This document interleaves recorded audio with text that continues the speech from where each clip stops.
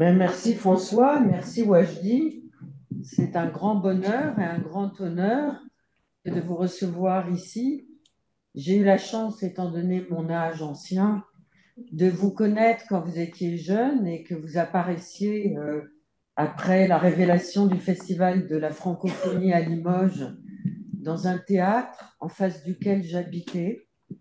Et c'est très important d'habiter en face d'un théâtre. C'était le théâtre 71 à Malakoff. Et effectivement, grâce à Pierre Ascaride, j'ai du bonheur à prononcer le nom de cette personne qui a été très importante dans le développement de la culture et l'amour du théâtre en France. Pierre Ascaride dirigeait ce théâtre. Il avait vu le spectacle de Wajdi aux Francophonies de Limoges et il nous l'a apporté. Et effectivement, je ne savais rien de Wajdi la première fois que je me suis assise dans ce petit théâtre de Malakoff. Et quelque chose nous a tous bouleversés, la communauté des spectateurs, l'intensité de la langue, la beauté de la dramaturgie, le pacte de sincérité avec le public et l'émotion très forte qui nous a soudés, étant entendu que cette langue que nous découvrions scellait entre nous quelque chose de très profond sur ce que ça veut dire la langue. Alors, de la langue, vous avez parcouru tous les arcs depuis longtemps, puisque vous êtes à la fois metteur en scène, dramaturge, auteur de nombreux de vos textes qui sont portés sur les plateaux de théâtre, mais aussi interprète, comédien, mais aussi cinéaste, mais aussi traducteur, mais aussi metteur en scène de textes qui appartiennent à l'histoire de l'humanité, comme des grands textes classiques grecs et des grands textes anglais. Donc vous êtes une sorte de lumière à travers la langue depuis extrêmement longtemps, malgré votre jeune âge. Et 20 ans après vous avoir découvert sur le plateau d'un théâtre, et après des successions de révélations, notamment au Festival d'Avignon, je vous ai découvert comme écrivain.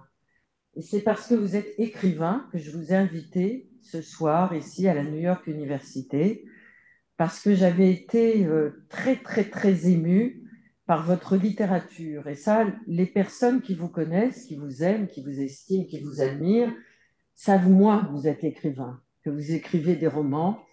Et parmi eux, un texte que j'ai relu en prévision de ce soir, qui s'appelle Anima. Et on reviendra aussi sur la texture de votre prose romanesque et sur la manière dont vous cherchez. Vous cherchez quelque chose depuis que vous êtes tout petit. J'ai l'impression de connaître votre vie puisque vous la racontez d'une certaine façon à l'intérieur de vos textes autobiographiques, mais même quand vous ne vous livrez pas à une écriture autobiographique, il y a des fragments de vous qui se détachent, que nous, lecteurs et écouteurs de votre prose, nous interprétons comme venant de votre propre vie. Donc la langue, l'origine de la langue, l'origine de vos langues, car à vous tout seul, vous êtes une sorte de Babylone qui, depuis l'enfance, avait été irriguée par de nombreuses langues. Mais la première langue, c'est celle qu'on vous a interdite après d'articuler. Et cette langue-là, que vous en reste-t-il de la toute première?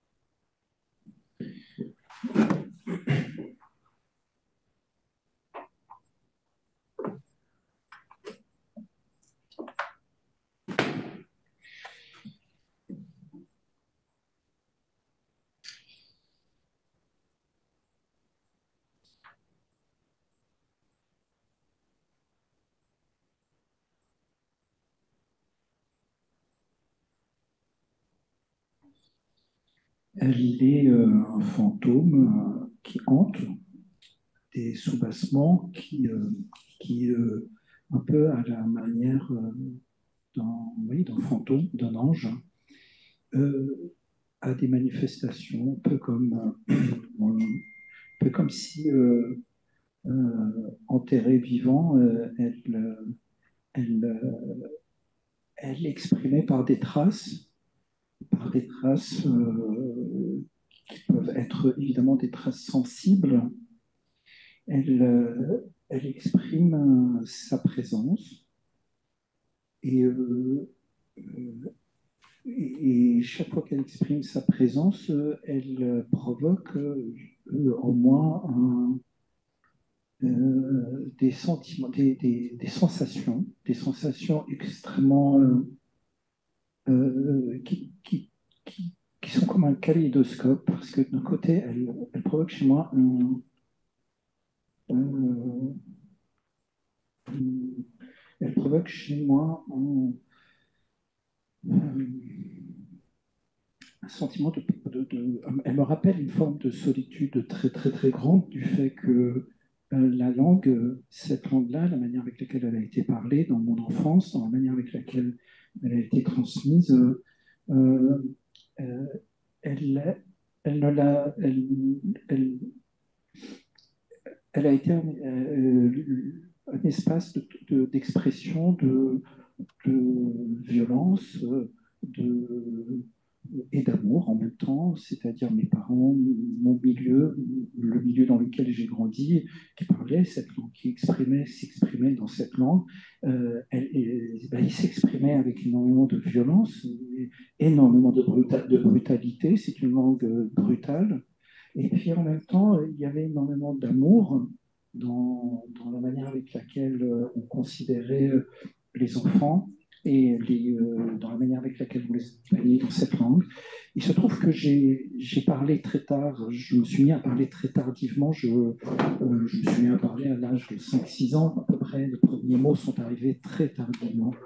Je crois que la disparition de cette langue chez moi aussi euh, euh, est intimement liée avec la sensation d'illégitimité à prendre la parole.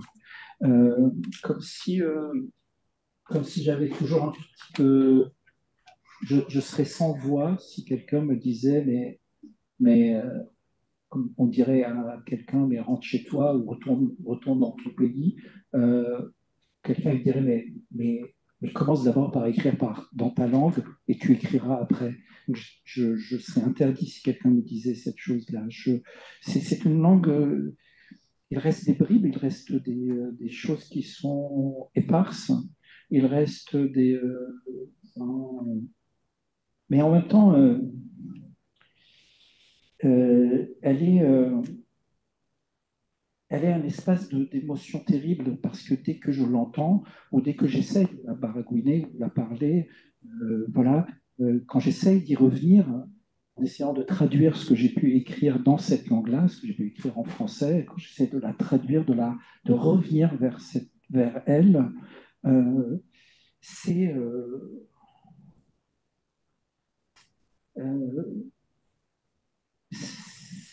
c'est compliqué c'est compliqué de revenir vers elle parce que revenir vers elle, c'est me ramener, c'est me rappeler aussi les raisons pour lesquelles elle s'est perdue. Et les raisons pour lesquelles elle s'est perdue, c'est une honte. C'est une honte.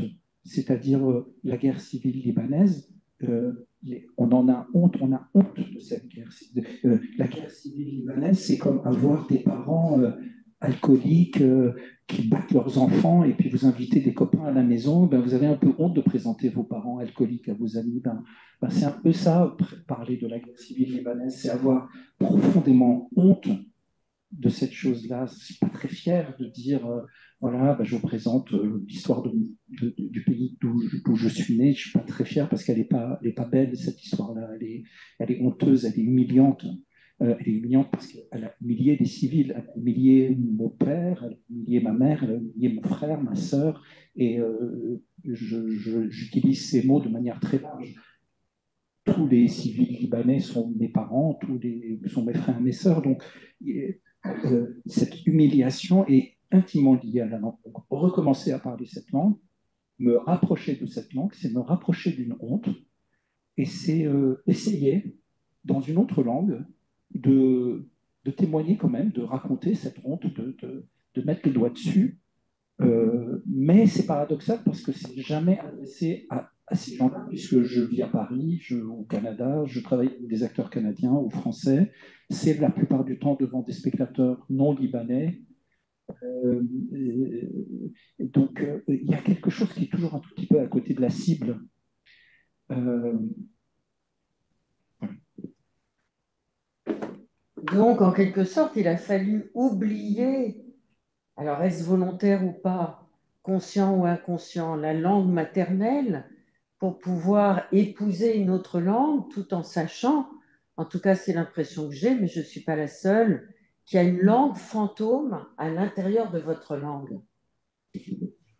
alors oui, je pense qu'au départ, dans cette langue française, euh, il y a une chose très très importante pour moi qui a été le moment où, euh, levant la tête et regardant ma famille, mes oncles, mes tantes, euh, regardant mes parents, euh, voyant en fait, que dans leur regard, nous les enfants sommes toujours restés des enfants dans leur regard, ne nous ont jamais considérés autrement que comme des enfants.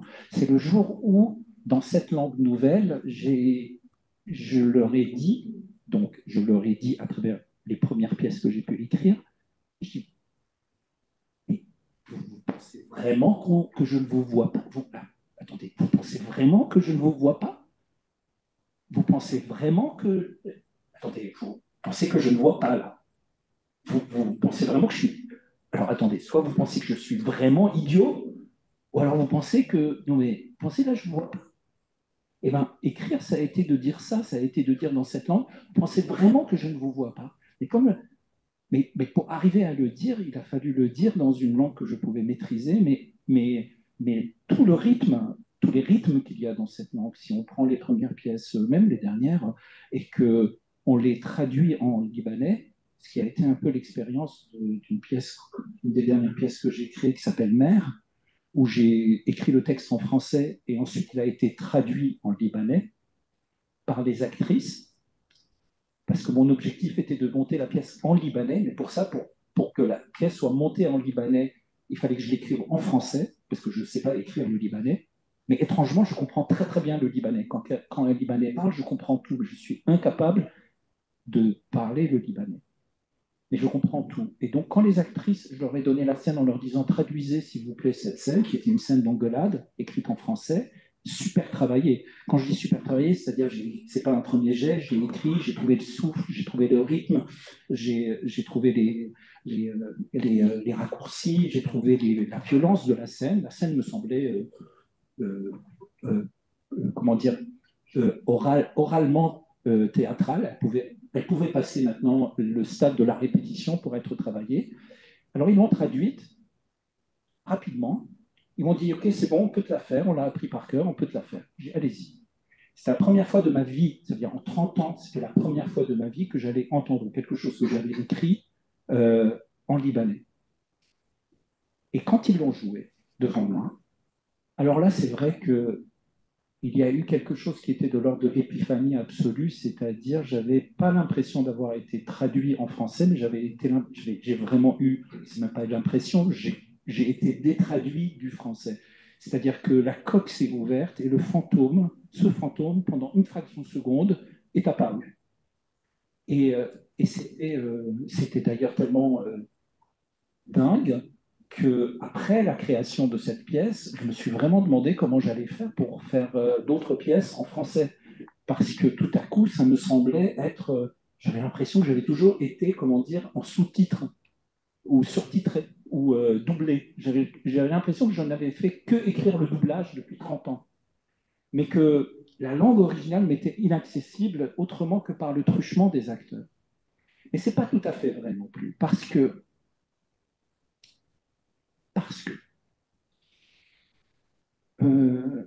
il y a un moment où vous vivez plus longtemps avec la prothèse qui remplace votre bras qu'avec le temps que vous avez vécu avec votre bras. Il y a un moment où la prothèse a une... Voilà, vous perdez un bras, on vous met une prothèse. OK, mettons, ça vous arrive à l'âge de 12 ans. Donc pendant 12 ans, vous avez vécu avec votre bras, votre vrai bras. Mais à 50 ans, ça fait je sais plus, 40 ans que vous vivez avec la prothèse. Et la prothèse n'est plus juste une prothèse. La prothèse devient une métaprothèse portée par une âme. Elle est, elle est tout à coup, elle dépasse le stade de l'objet pour devenir habitée par votre âme et réciproquement, elle vous transmet son âme à elle. Et ce n'est plus une prothèse. Et vous n'êtes pas très sûr que vous avez envie, si on vous disait, OK, maintenant, on t'enlève la prothèse et on te donne un bras, le bras que tu as eu, que pas sûr que j'accepterais. Parce que cette prothèse, elle est plus que ça. Elle est faite d'amour, elle est faite d'amitié, elle est faite de découverte, elle est faite de la vie. Et on ne s'en départit pas comme ça en se disant, bon, bah, c'est bon, ok, maintenant j'ai retrouvé les choses. Alors on devient potage. Vous voyez, la différence entre la soupe minestrone et le potage, c'est que le minestrone, vous pouvez voir les choses. Vous voyez une carotte, une concombre. Vous les voyez. Le potage, c'est mixé. Vous ne pouvez pas dire, là, c'est une carotte, là, c'est une pomme de terre. C'est complètement mixé. Donc, il y a quelque chose comme ça où vous passez du potage, de la soupe au potage, et vous acceptez que dorénavant, vous n'êtes que camailleux. Vous n'êtes pas une couleur pure. Vous n'êtes pas un beau bleu ou un beau rose ou un beau jaune. Vous êtes camailleux. Vous êtes camailleux. Et là, il y a quelque chose qui peut aussi apparaître comme une nouvelle manière d'aborder la langue et l'écriture. Au fond, vous êtes un fantôme de langue et votre travail d'élucidation qui passe par l'écriture, elle essaye de percer quelque chose qui est par définition et par essence inatteignable.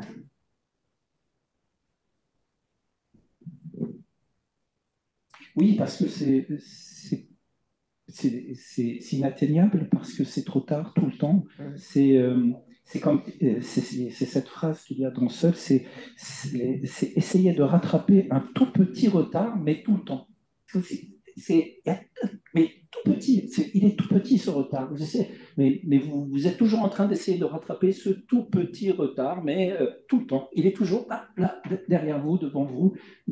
La friture, il y a toujours de la friture sur la ligne, donc il n'y a pas la possibilité de faire enfin une syntonisation parfaite pour entendre la radio, je parle de la radio pour vous là, pour capter la ligne de la radio de manière parfaite. Et cette friture, à un moment donné, il faut arrêter de se battre contre, quoi. Mais vous ne pouvez pas vous empêcher d'essayer à chaque fois de chercher. Donc oui, il y a quelque chose d'inconsolable. Il y a quelque chose d'inconsolable, mais il y a quelque chose aussi pour vous permettre d'exister, car quand il y a quelques minutes, vous disiez, mais vous voyez pas, moi j'avais envie de vous dire, mais vous voyez pas que j'existe, vous voyez pas que j'existe. Et dans votre écriture, qu'elle soit à l'intérieur des pièces des théâtres, ou qu'elle soit à l'intérieur des récits, que ce soit pour la jeunesse, ou que ce soit pour l'écriture romanesque, il y a toujours quelque chose de la légitimité de l'existence par l'écriture. Tout à l'heure, vous avez dit que vous aviez mis beaucoup de temps pour savoir parler. En fait, vous aviez déjà le langage en vous, mais quelque chose s'est délivré assez tardivement. Et dans une de vos pièces, vous nous expliquez que quand il y avait la guerre au Liban et que vous étiez un petit enfant, vous saviez très bien décrire les bruits de la guerre, annihiler et neutraliser les bruits de la guerre, tellement vous étiez devenu un enfant de la guerre. Donc je pense qu'il y a quelque chose de broyé, peut-être, au départ, dès l'enfance et la fin de l'enfance, à l'intérieur de cette langue qui a été meurtrie par les bruits de la guerre. Je me trompe ou pas? Par ricochet, on va dire, parce que ce qui a surtout meurtri et cabossé, c'est,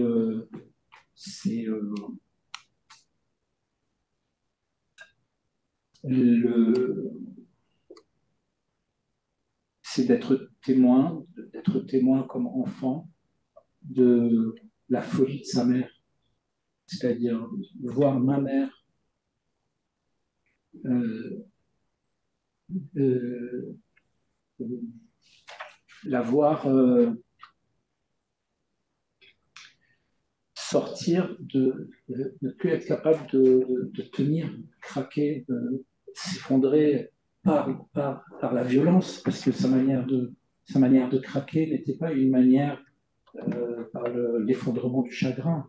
Sa manière de craquer, c'était pas une expression ahurissante de la violence par la langue, par la langue, par le cri, les hurlements, la violence de la mère dans un abri, en train de tourner en rond pendant que les bombes sont en train de tomber, et on est en train d'insulter à peu près tout le monde et voir sa mère devenir folle.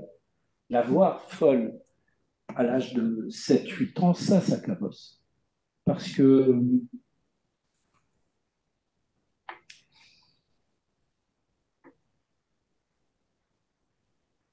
je sais pas, moi, un peu comme tout le monde, moi, à l'âge de 7 ans, j'étais prêt à tout pour ma mère. J'aurais été prêt à tout faire pour qu'elle soit bien, mais tout. Elle me disait, je sais pas, va chercher tel truc, j'y allais en courant, j'étais tellement, c'est sûr. Et voir que ça ne suffisait pas, voir que c'était quelque chose qui n'allait pas, voir que j'étais incapable de réparer ma mère à 7 ans, c'est beaucoup plus compliqué qu'à 20 ans. Parce qu'à 20 ans, voir qu'on ne peut pas réparer sa mère, il y a le surmoi, il y a le développement de la pensée, il y a le cerveau, mais à 7 ans, on est démuni, on ne peut pas comprendre qu'on n'arrive pas soit à guérir sa mère à 7 ans. On dit, je comprends, je devrais être capable de guérir ma mère, je suis son fils, elle va guérir, je vais la guérir, je l'aime, elle m'aime, voilà, mais ça ne marchait pas.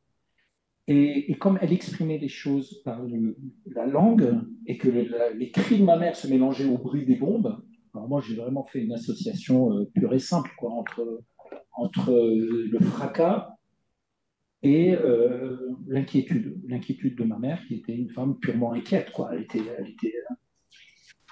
puis en plus, oui, elle est morte très tôt, elle est morte très jeune. Donc il n'y a pas eu de fin heureuse, on va dire. Euh, c'est ridicule, quoi. C'est, ouais, bon, on va partir finalement, on part en France pour que ça se calme, on arrive en France, puis finalement, au bout de 5 ans, bon, bah non, on va partir parce que, bon, là, bon, ok, on va partir au Texas, mais ça marche plus au Texas parce que les papiers administratifs ne fonctionnent pas, donc il faut trouver une solution, on va partir à Montréal, on arrive à Montréal, elle meurt. Donc je dis tout ça pour ça, quoi, tu vois, donc, et puis il fait -30 dehors. Euh, donc, si vous voulez, tout ça mis bout à bout, à 17 ans, 18 ans, vous comprenez une chose très simple, c'est que il ne faut plus que personne ne vous raconte une histoire. Quoi. C'est fini. Il ne faut plus qu'on vous dise oui, non, mais ça va aller bien, tu verras, on va pas. Stop. C'est fini. Il ne faut pas vous dire non, mais l'école, il faut aller à l'école, puis l'école, il faut que tu trouves un métier. Vous ne pouvez plus entendre ces trucs-là. Alors, la chance, c'est ça, la chance, c'est de trouver un prof, c'est de trouver parfois quelqu'un sur son chemin qui te dit au bon moment la bonne phrase. Et moi, la bonne phrase, ça a été un directeur d'une école qui m'a juste posé les bonnes questions. Quoi. Et il m'a dit, mais il n'y a rien qui t'intéresse, rien qui te fait plaisir, rien. Et, c'était le directeur de l'école qui devait m'annoncer qu'il ne pouvait pas me garder à l'école parce que ça ne marchait plus. Et je lui dis oui, l'art, la poésie, l'écriture, mais ça sert à rien, je veux être artiste. Et il me dit, mais c'est quoi pour toi être artiste? Je dis, ben, c'est quelqu'un qui écrit dans les cafés, quelqu'un qui écrit tout le temps, voilà. Il dit, mais fais ça, écris. Je dis, mais je sais pas. Et il me dit cette phrase vraiment, il me dit, mais fais semblant. Fais semblant. Ok, t'es pas un artiste, fais semblant, on s'en fiche. Et puis, si tu fais vraiment semblant d'être un artiste, ce que tu vas écrire, il m'a pas dit ça, 6 mois plus tard, c'est pas grave. Je vais dire que c'est lui qui me l'a dit. Et c'est comme s'il m'avait dit, on va dire, si tu fais semblant d'être un artiste, ben, ce que tu vas écrire aura l'air d'être une œuvre d'art. Mais tu n'es pas un artiste. Et au fond, ça libère. Ça libère. Je me dis, bon, ben, je vais faire. Mais en tout cas, là, je trouve un endroit où tout à coup, les choses sont possibles. Les choses sont possibles, c'est-à-dire, ah, là, ça se syntonise. Il y a moins de friture, on va dire, dans l'écriture. Il y a mon frère qui écrivait, je voulais faire comme mon frère. Là, vous avez travaillé avec votre frère au début? Oui, au début, on a fait des pièces de théâtre ensemble, mais c'était lui l'auteur et moi, j'étais l'acteur. Mais je voulais... D'ailleurs, au départ, vous étiez acteur, oui, interprète. Oui, c'est ça. À l'École nationale de théâtre, j'ai fait une formation d'acteur, mais c'était mon frère, qui a 6 ans de plus que moi, qui était l'auteur. C'était lui, l'auteur. Et puis bon, la vie a fait en sorte que je voulais tellement être comme lui, faire comme lui, l'épater, et puis je l'admirais tellement que je me suis mis à écrire aussi. Et puis au fond, il y a eu d'autres rencontres, d'autres chemins, comme nous tous, chacun, c'est un florilège de choses, et fait en sorte que petit à petit, on trouve... Il y avait quand même un instinct de survie. Il y avait un instinct de survie. Il y avait au fond, et ça c'est peut-être l'amour de ma mère, quelque chose, je ne sais pas comment dire, qui disait, je, je me ferai, vous ne m'aurez, enfin pas vous ne m'aurez pas, c'était contre personne, mais je vais trouver, je vais trouver. Il y avait quelque chose de l'ordre du fauve. Il y a vraiment quelque chose de l'ordre oui, du fauve, de l'animal. Je vais trouver. Et il n'y a personne qui va m'arrêter. Et pas seulement il n'y a personne qui va m'arrêter, mais il n'y a personne qui va me dire si j'ai le droit de faire du théâtre ou pas. C'est-à-dire, en d'autres termes, si j'écrivais une pièce de théâtre, il n'y avait personne qui va me dire oui, j'ai vu ta pièce, on va la monter. J'ai compris très vite qu'il ne fallait jamais me mettre dans cette situation où quelqu'un allait décider pour moi si moi j'allais monter du théâtre ou pas. Donc, j'écris une pièce, je la monte. Point. Dans ma cuisine, avec mes copains, avec mes amis, je la monte. Il n'y a personne qui va me dire oui, non. Aucun comité de lecture, aucun éditeur, personne. Parce que si ça ne se passait pas, je crevais, quoi. Je mourrais. Là, j'aurais plus rien. Donc, si vous voulez, les premières pièces que j'ai montées, je les ai montées avec mes copains parce qu'on ne travaillait pas. Moi, je leur dis, non, mais attendez, on ne va pas attendre qu'on nous appelle pour dire, oui, j'ai lu ta pièce, on va faire une lecture et peut-être qu'après, non. Euh, et ça a été cette énergie-là, à l'âge de 21 ans, 22 ans, en sortant de l'école. Je faisais des lavotos pour financer. On lavait des voitures. Il n'y a rien qui nous arrêtait. Il n'y a rien qui nous arrêtait. Et cette énergie-là, elle s'est répercutée dans l'écriture. C'est-à-dire, Littoral, au fond, la pièce que tu as vue à Malakoff, au fond, Littoral, c'est l'histoire d'un type complètement paumé qui rencontre une fille vachement écœurée. Et ça, c'était ma rencontre avec Isabelle Leblanc, qui est une comédienne qui ne travaillait pas, qui ne faisait pas grand-chose. Et on se disait, mais il faut faire un truc. Je me dis, bon, bah, ok, faisons un truc. Et ce truc, ça a été Littoral, qu'on a répété dans un salon. Et pendant un certain temps, pour arriver à faire, au fond, une pièce qui n'était que l'expression de notre impossibilité d'accepter qu'on nous donne la permission de faire quelque chose ou pas. Et ça a été un élément très très important de propulsion. C'était les deux on va dire, trucs de la fusée, là, en hydrogène, c'est ça qui propulse. S'il n'y avait pas cette énergie, je pense que je ne serais pas là aujourd'hui, quoi. Mais que s'est-il passé entre les mots que vous avez entendus, les mots des autres que vous avez interprétés et la décision que vous avez prise d'écrire pour les autres? Qu'est-ce qui s'est passé dans ce moment-là? Alors, il y a deux choses. Une qui est intérieure, l'autre qui est extérieure. Je vais commencer par la chose extérieure parce qu'elle est simple. Euh, dans les années 80, à la fin des années 80, au début des années 90, au Québec, là où je suivais ma formation de comédien, la question identitaire du peuple québécois passait que par la langue, passait par la langue.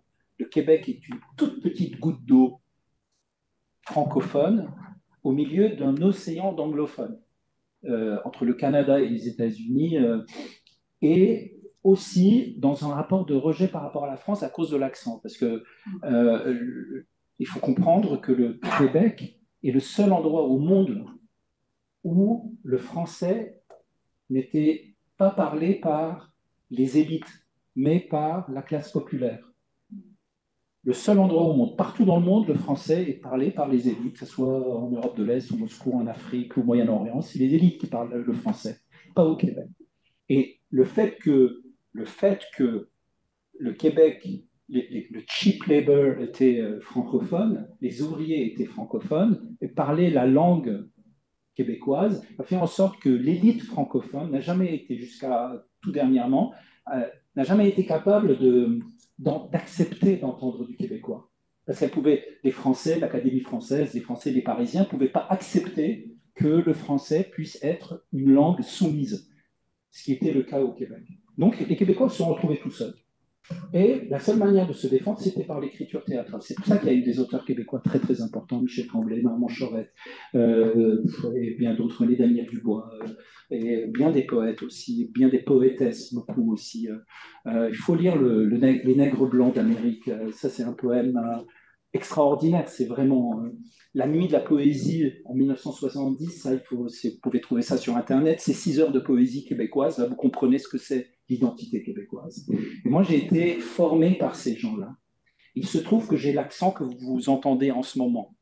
Donc très vite, j'ai compris que je ne jouerais pas en sortant de l'école parce que j'ai pas l'accent québécois, sauf à faire des Parisiens ou des Arabes, mais je ne pourrais jamais jouer un rôle.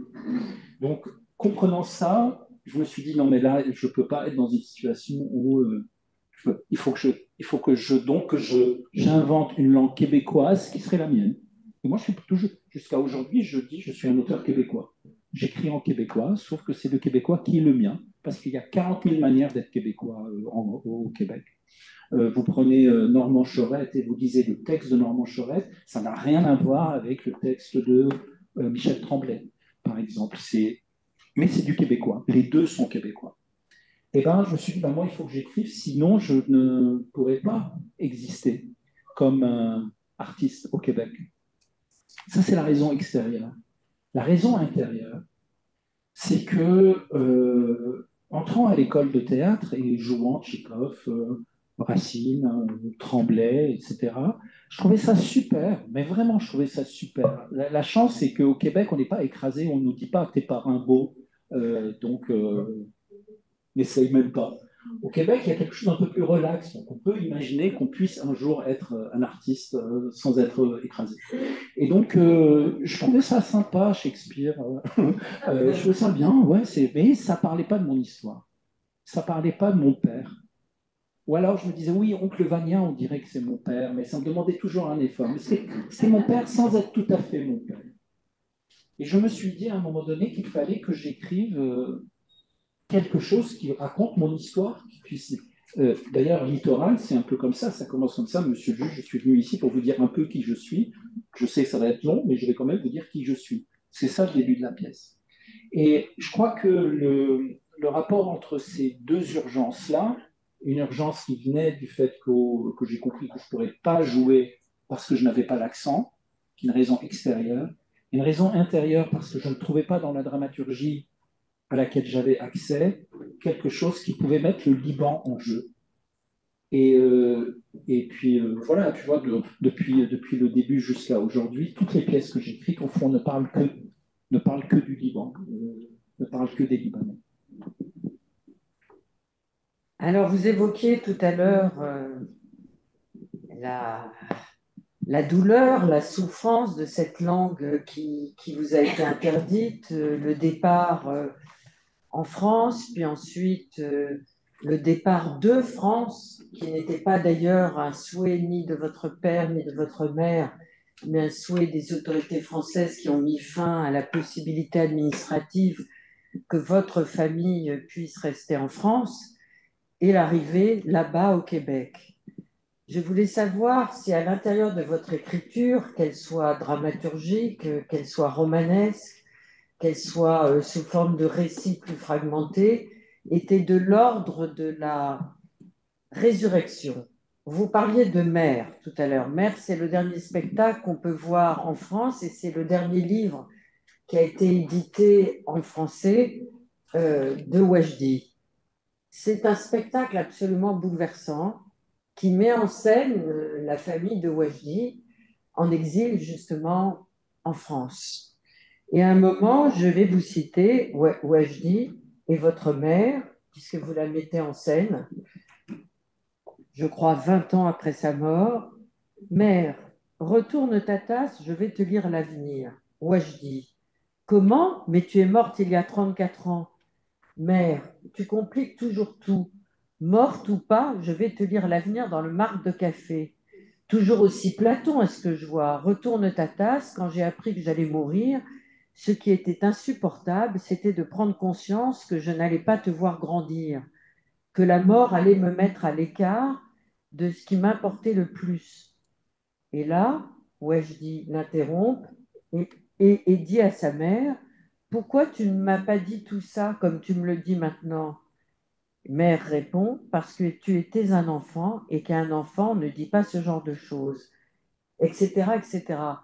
Donc l'écriture, elle annule la mort, elle annule la distance du deuil, elle annule la possibilité justement de faire son deuil, mais en plus la mort, elle permet à la mère d'être vivante et de parler, si j'ose dire, en direct avec son fils sur le plateau d'une scène de théâtre, comme si la mort n'existe pas.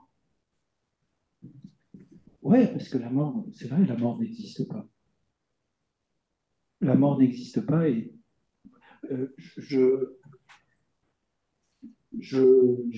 personnellement, j'ai la conviction que ce n'est pas parce que quelqu'un n'existe pas qu'il n'existe pas, par exemple.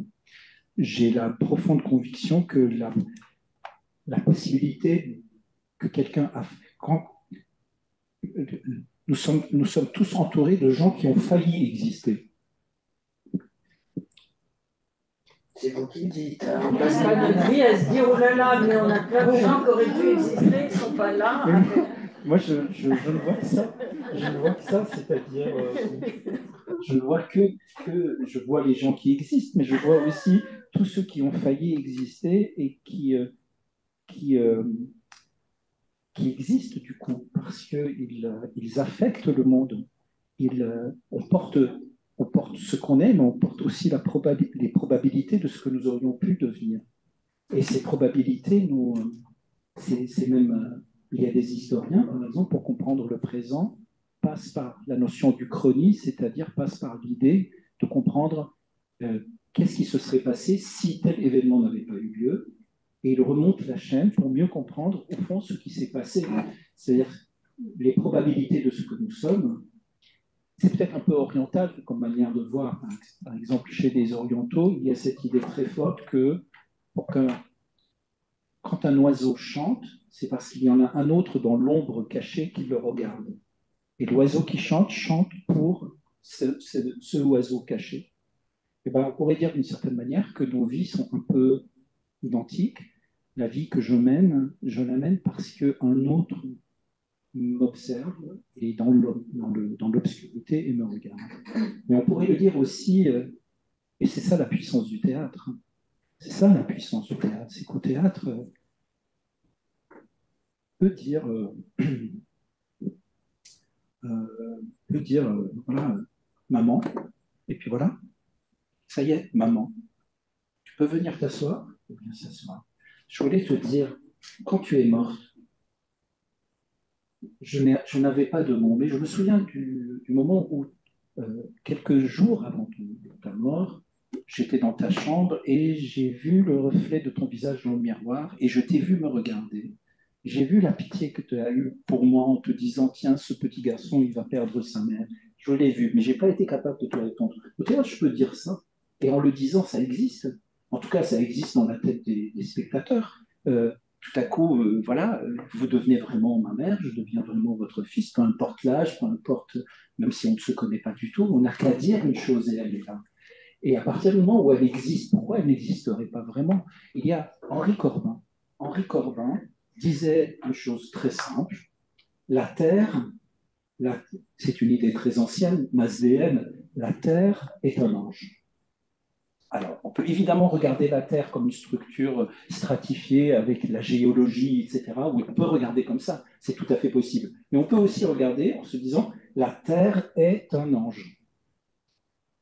C'est un ange dont les manifestations, qui se manifestent, et dont les manifestations donnent des arbres, la pluie, l'air, la lumière, etc., et donnent des humains, des animaux, toutes sortes de choses.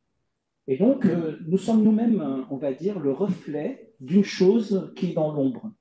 Je suis le reflet incarné d'un ange ou d'un fantôme. Et que la vie que je mène est une manière de rentrer en lien ou de me rapprocher pour essayer de faire cette unité avec cette ombre, cette chose de moi-même qui est l'ange, qui est mon double ange, mon double fantôme. Euh, Quelqu'un dirait, mais comment, je sais pas, oui, je crois à ça parce que je crois à ça comme quelqu'un, je sais pas, je dirais, mais toi, est-ce que tu vois tes pensées?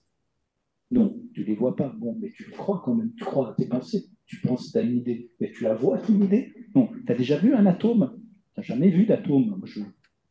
Bon, moi, j'ai jamais vu d'atomes. Il y en a qui ont vu avec des grosses machines, qui ont vu des atomes, mais je sais que, bon, alors j'y crois. Pourquoi je ne croirais pas non plus à cette idée qu'il existe peut-être entre la rationalité et la sensibilité, peut-être qu'il y a une troisième voie. Peut-être qu'il y a une troisième voie qui serait une voie, Henri Corbin, lui, il l'appelle l'imaginal, le monde imaginal, qui serait un monde où tout à coup, en effet, qui est précisément, il le nomme d'ailleurs comme ça, qui est le monde de la résurrection. Mais pas la résurrection telle qu'on l'entend dans les rites chrétiens, parle de la présence d'une vie euh, avec laquelle on peut vraiment dialoguer par le truchement d'une langue qui elle-même est appuyée sur un rapport non matérialiste ou non concret qu'on pourrait appeler le théâtre. C'est vraiment ça. Je me retourne, je dis à la comédienne maman, et c'est maman. Et les gens y croient. Tout comme lorsque dans une pièce de théâtre, tu sais, je vais dire personnage qui dit à un autre au moment le plus dramatique, là je vous parle d'une pièce comme Incendie, au moment le plus dramatique, un personnage qui dit à un autre en montrant une chaise, il lui dit, tu vois cet arbre, c'est un cerisier, il a 100 ans. Il n'y a personne dans la salle qui lève la main en disant pardon, c'est pas un arbre, c'est une chaise. Personne. Donc ça veut bien dire qu'il y a quelque chose où, quand on accepte de glisser un peu, il est, quand on accepte de glisser un peu, il est possible pour l'esprit, pour une partie de notre esprit, d'accepter que c'est un arbre. Alors, il est possible d'accepter que c'est ma mère, il est possible d'accepter que la Terre est un ange, et il est donc possible d'accepter qu'il existe une faille. Il est possible de mener sa vie autrement que la manière avec laquelle on nous dit qu'il faut la mener. Entre rationalité et sensibilité, il y a peut-être quelque chose d'autre entre les deux. Oui, mais il suffit pas de nommer pour que ça existe. Évidemment, dans le théâtre, il suffit de nommer pour que ça existe et que la communauté des spectateurs devienne la communauté des croyants. Mais à l'intérieur de ton monde, il y a autre chose. Tu as tout à l'heure cité un mot qui est très important dans ton univers, c'est celui de le mot de probabilité. Toute ton écriture, elle est tissée de suspense. Il y a une situation qui commence, à l'intérieur de laquelle nous allons être plongés, et puis il va y avoir un temps très long, parce que l'univers de Wajdi, c'est un temps très long. Les pièces de théâtre se déroulent sur des heures et des heures. Et cette durée est matière. On parlait de Corbin, on peut parler de Bergson aussi en ce qui concerne Wajdi. Cette matière du temps va être très importante pour ourdir des histoires ou des complots d'histoires. Et à l'intérieur de cet univers que tu vas nous inventer, Wajdi, ben, toujours ça peut dérailler parce que les probabilités de la réalité sont infinies.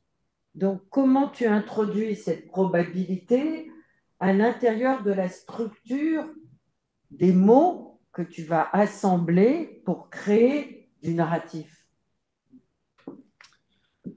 tout est toujours possible, tout est toujours détricotable, mais en même temps, quelque chose tient et quelque chose avance. Ouais.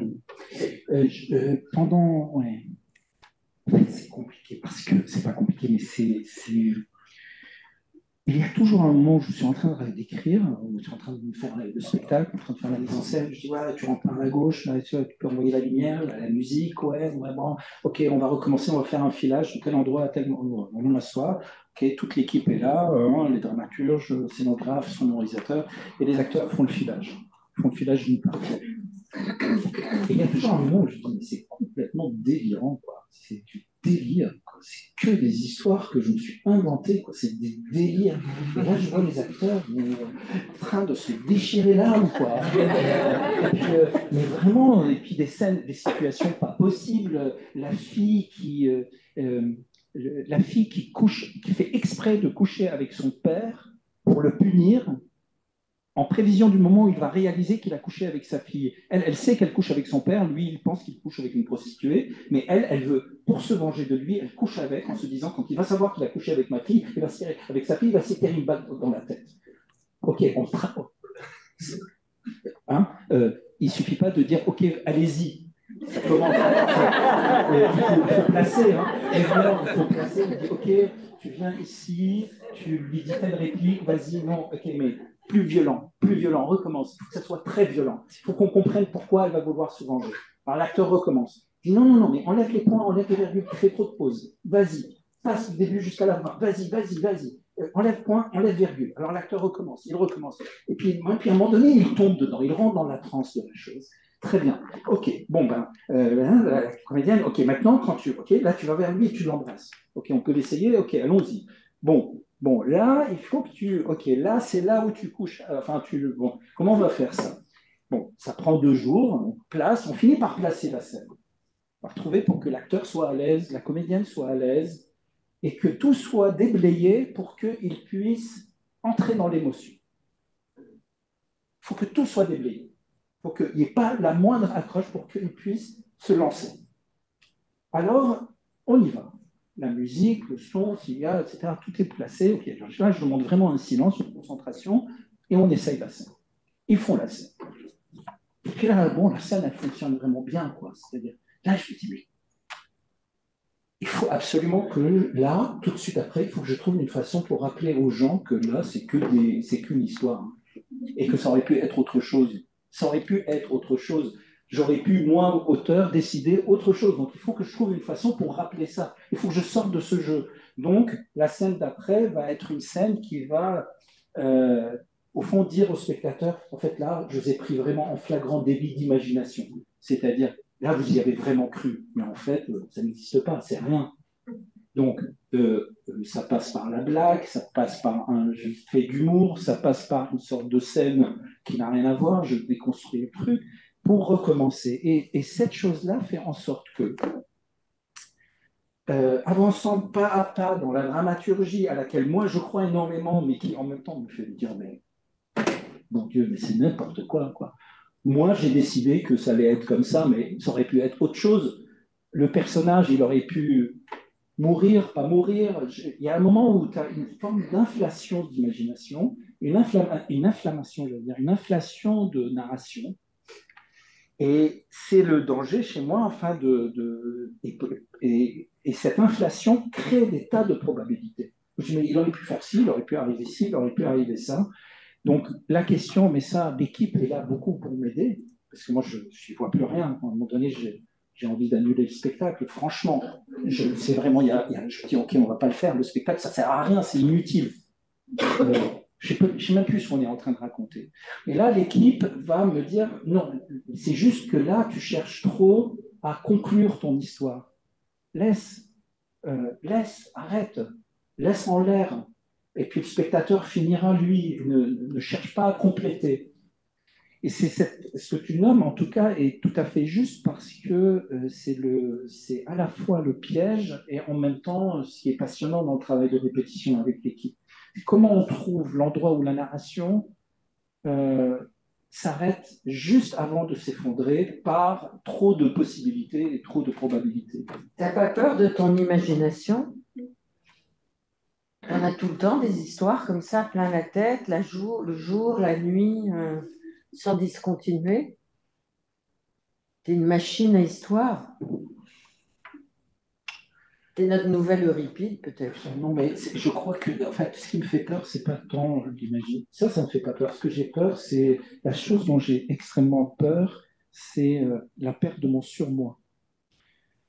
Euh, le surmoi, c'est un truc tout petit, hein, c'est là, c'est dans le lobe frontal, c'est ce qui fait que vous vous maîtrisez, c'est ce qui fait qu'on se tient bien en société, c'est ce qui fait.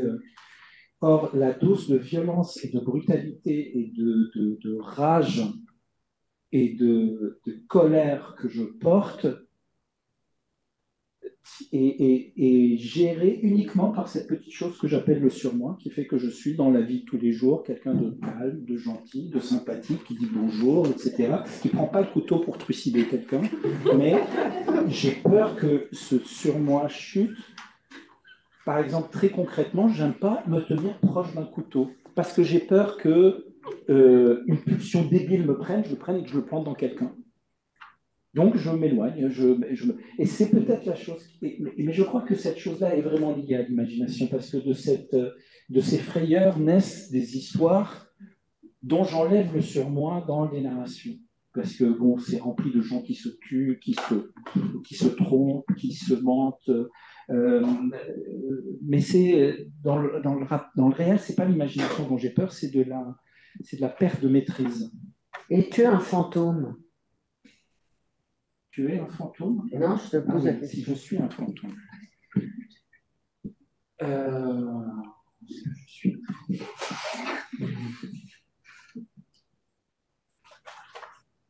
Alors c'est marrant parce que oui.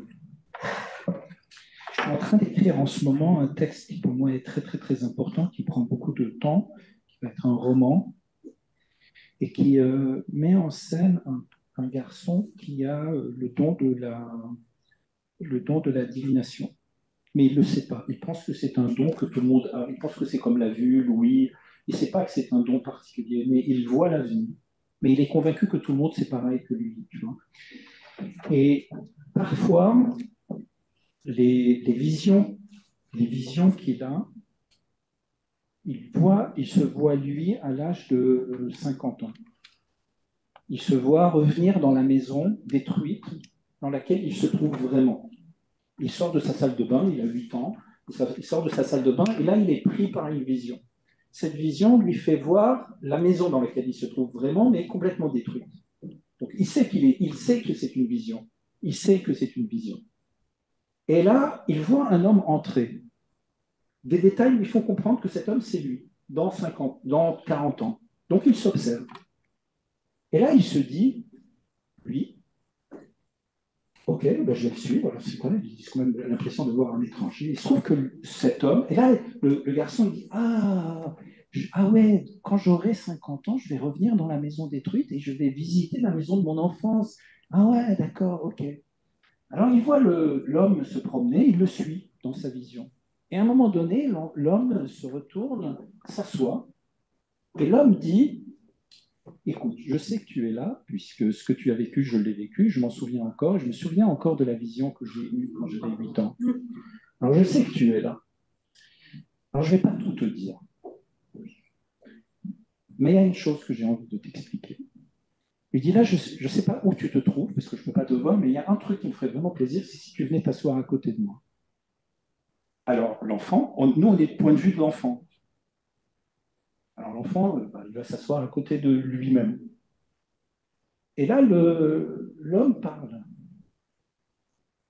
Et lui dit, en plus, il lui dit, et tu vois, moi, quand j'ai eu ton âge et que j'ai eu la vision que tu as, celui que j'allais être dans 50 ans et que j'ai vu n'a pas dit ce que je suis en train de te dire. Donc toi, quand tu auras 50 ans et que tu seras à ma place ici, en train de revisiter la maison de ton enfance, tu auras peut-être le choix de dire autre chose, comme quoi on n'est pas non plus complètement prédestiné. Et ça, tu vois, quand je disais tout à l'heure, ce n'est pas parce que quelqu'un n'existe pas qu'il n'existe pas, et que je crois vraiment à ces diffractions dans le temps, à ces fractures temporelles, à ces rencontres. c'est en ce sens-là que je crois qu'on est des fantômes pour nous-mêmes. Euh, qui sait, peut-être, je sais pas qui est la personne la plus jeune parmi nous ici, mais si on voyait, on prenait la personne la plus jeune parmi nous, peut-être qu'elle est déjà là dans cette pièce dans 40 ans, à notre place, en train de faire un entretien avec quelqu'un, mais elle est déjà là. Quand vous lisez un livre et que vous ouvrez le livre, la page 238, elle est déjà dans votre main. C'est juste, elle est déjà écrite, elle est déjà là. C'est juste vous qui allez vers la page 238. Mais d'une certaine manière, la personne que c'est la plus jeune d'entre nous, dans 40 ans, ben, elle est déjà là. C'est juste qu'on ne la voit pas. Mais dans 40 ans, lorsque une bonne partie d'entre nous seront morts, et que cette personne qui est parmi nous, qui est la plus jeune, sera ici, se souviendra peut-être de ce moment. Elle se dira, ah oui, c'est vrai, j'étais déjà là, tout comme dans 40 ans, lorsqu'elle sera là, elle se dira, je suis encore là, assise dans cette salle, à l'âge que j'avais, en train de me regarder. Et ça, j'y crois vraiment de manière extrêmement forte à ces portes, hein, ouais, je sais pas comment on appelle ça, porosité. À l'intérieur, à l'intérieur de, ça marche plus. Bon, vous m'entendez quand même. À l'intérieur de tes écritures, il y a un sentiment de trouble, il y a un sentiment d'incertitude qui fait que nous-mêmes, on ne sait pas si on existe aussi. On flotte, on est tous conviés à ce banquet des fantômes par la grâce de ton écriture. Et ce sentiment d'incertitude, il est contré sans arrêt à l'intérieur de ton univers d'écrivain et de dramaturge par un effet de réalité. Par exemple, dans la dernière pièce, Mère, tu viens au début du spectacle sur le plateau et tu dis, voilà, je m'appelle Wajdi Mouawad, je dirige ce théâtre, je vais être l'interprète principal d'un garçon qui s'appelle Wajdi. Wajdi, c'est moi, mais c'est pas moi, etc. Et puis le Wajdi va nous entraîner dans un univers où la famille, la mère de Wajdi, le frère de Wajdi, la sœur de Wajdi sont reliés à la réalité du monde et au fracas du monde par la télévision et par France 2 et le journal télévisé de France 2. Le journal télévisé de France 2, au moment où Wajdi déroule son action, il est dit par qui? Qui rentre chez nous tous les soirs par le JT? Christine O'Krent. Et bien, qui est sur le plateau? C'est Christine O'Krent. Elle-même, c'est pas une image de Christine O'Krent. Donc, quelle est la position de l'écrivain Wajdi Mouawad entre la réalité surinterprétée et surréalisée, le réel réel, et puis cet imaginaire qui sans arrêt nous fait flotter dans un climat d'incertitude. Je crois que c'est vraiment lié à la langue, c'est-à-dire, tu sais, il y a quelques années, j'ai créé un spectacle qui s'est appelé Tous des oiseaux. Tous ces oiseaux c'est une histoire qui met en scène une histoire d'amour entre un jeune garçon juif, mais qui vit en Allemagne et qui fait ses études aux États-Unis, là, à New York, juste à côté, et qui rencontre, au cours de ses études, une jeune américaine d'origine marocaine, et il tombe amoureux. Il la présente à ses parents, qui sont une bonne partie d'entre eux des juifs allemands, dont une partie vit en Israël, l'autre vit en Allemagne. Et donc ils viennent à l'occasion de la Pâque juive et il veut leur présenter sa copine. Et ça se passe très très mal parce qu'elle est arabe, et puis bon, c'est une espèce de Roméo et Juliette, donc peu importe. Et puis finalement, l'histoire va se téléporter en Israël au moment où il y a un attentat, et puis c'est l'histoire de toute cette famille. Et très vite, moi j'ai écrit la pièce en français, la pièce est éditée en français, mais au moment où je l'ai mis en scène, je me suis rendu compte qu'il fallait que la réalité de la langue, je ne pouvais pas la monter en français, j'allais avoir l'impression de voir un film américain doublé en français. Et je ne voulais pas avoir cette sensation de doublage. Donc je me suis dit, il faut que c'est une famille qui parle en allemand, qui parle en hébreu. Quand les personnages ne savent pas parler entre eux la langue, ils parlent en anglais. En plus, la jeune fille dont il tombe amoureux est en train de faire une thèse sur un personnage qui est du Moyen Âge, un diplomate arabe qui est Léon l'Africain. Et Léon l'Africain débarque dans le spectacle, donc lui, il parlait en arabe. Donc je me suis dit, il fallait que je respecte ce point de réalité. Donc j'ai été chercher des comédiens israéliens qui parlaient l'allemand, l'hébreu, d'autres qui parlaient. Bon, voilà. J'ai fait un casting qui était capable de parler la langue. Et tout le texte, donc il jouait en langue originale, et le texte est surtitré. Je crois que ce chemin des points de réalité a commencé plus tôt, hein, c'est-à-dire j'avais fait en 2006 une pièce qui s'appelle Forêt, où un des personnages qui est enceinte et qui a un cancer s'apprête à avorter pour pouvoir suivre son traitement. Mais la veille de son avortement, elle découvre à la télévision québécoise un fait qui s'est réellement passé le 6 décembre 1990, où un jeune homme est rentré à l'école polytechnique de Montréal, a fait sortir les garçons de la classe, n'a gardé que les filles et leur a tenu un discours, en gros, en leur disant comment est-ce que vous pouvez penser qu'un jour vous puissiez être à l'égal des hommes, comment vous pouvez penser, vous, femmes, pourriez faire un travail d'ingénieur, et il a tiré. Il a tué 14 femmes parce qu'elles étaient des femmes. Et c'est un traumatisme majeur au Québec. Et j'ai fait de cet événement, qui est vraiment un choc qui perdure encore aujourd'hui au Québec, j'en ai fait entre guillemets un élément dramaturgique, c'est-à-dire que je faisais entendre les nouvelles, des vraies nouvelles qui avaient eu lieu au Québec, où le journaliste annonçait cette nouvelle et citait les noms des 14 jeunes filles qui ont été tuées. Et à partir de ce moment-là, la femme décide qu'elle n'avortera pas. Elle n'est pas prête à avorter après avoir. Donc là, il y avait un élément de réalité très violent, très puissant, qui venait transformer le chemin d'un personnage. Ensuite, il y a eu, Tous des oiseaux, il y a eu des spectacles que j'ai faits. Il y a un spectacle qui s'appelle Inflammation du verbe vivre, où j'ai été filmer la Grèce au moment de la crise grecque en 2014-2015. Et de toutes les images, j'en ai fait un espace de dialogue où je dialoguais avec la Grèce telle qu'elle a été filmée en tant qu'élément réaliste.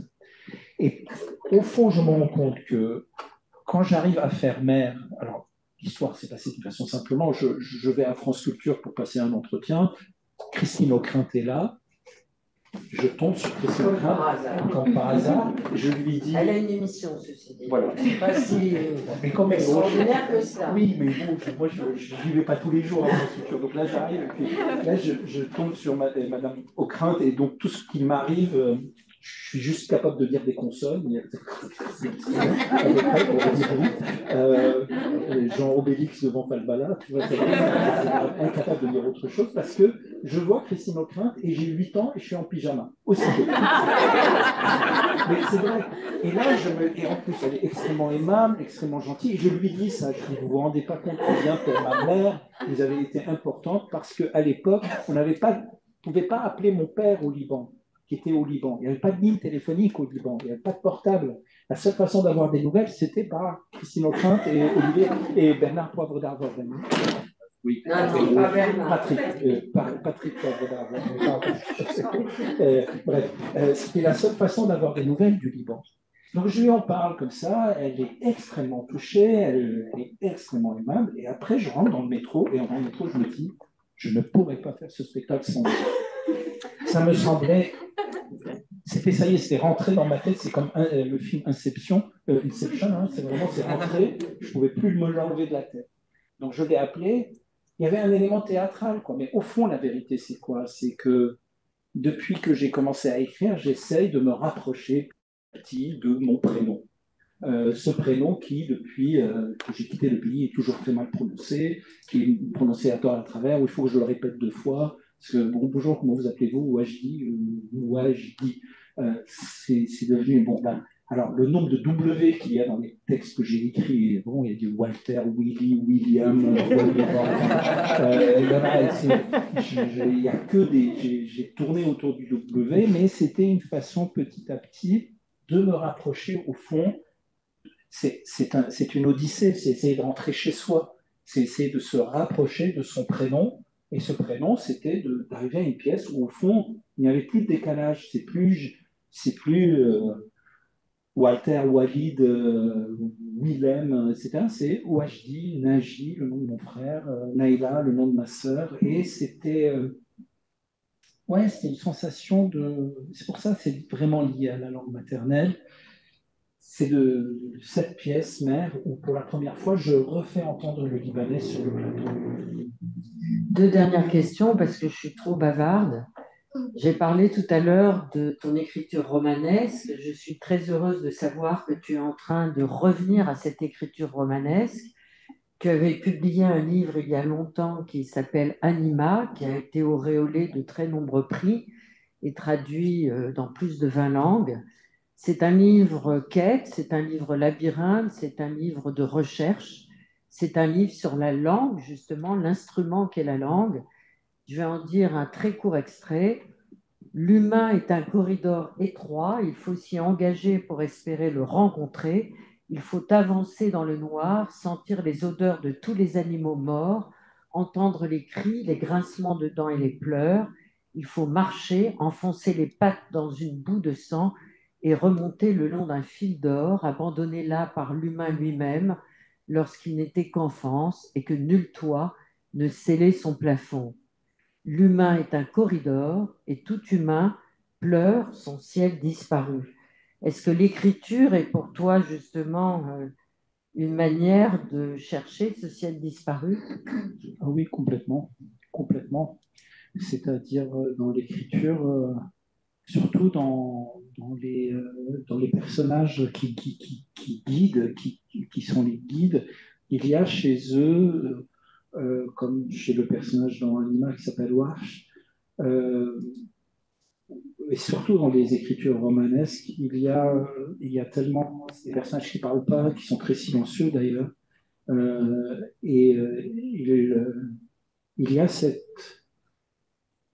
il y a chez eux vraiment ce désir de trouver euh, euh, la configuration qui permet euh, le, le sentiment de l'accueil.